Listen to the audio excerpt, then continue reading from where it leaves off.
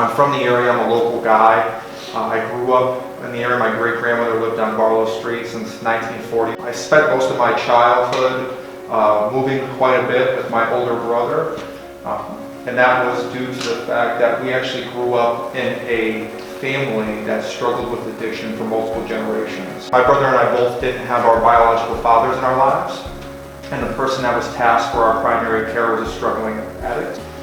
So I remember growing up in my first job I got when I was 13. I was a grocery bagger at Tom's Cherryland Mall, and I got paid weekly. I remember getting a portion of my check to my guardian to help with utilities and food, knowing that they struggled with addiction.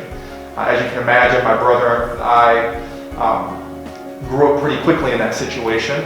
Shortly thereafter, we were removed from the home and we went into foster care with separate families. Luckily, the family that fostered me from 14 till adulthood, they encouraged me to be active in sports and to go to college. I went to Olivet College. I played football and graduated with a bachelor's degree. I eventually, after that, got a job at the Larkin Group, which is a local independent insurance agency in the area.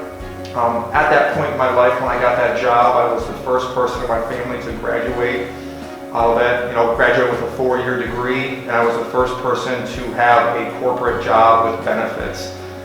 So for all intents and purposes, I had made it. I made it out. I started to invest in real estate when I was in the insurance industry. So I spent about 4 years investing and managing real estate before I jumped into the business full time. During that 4 years, completely fell in love with the industry.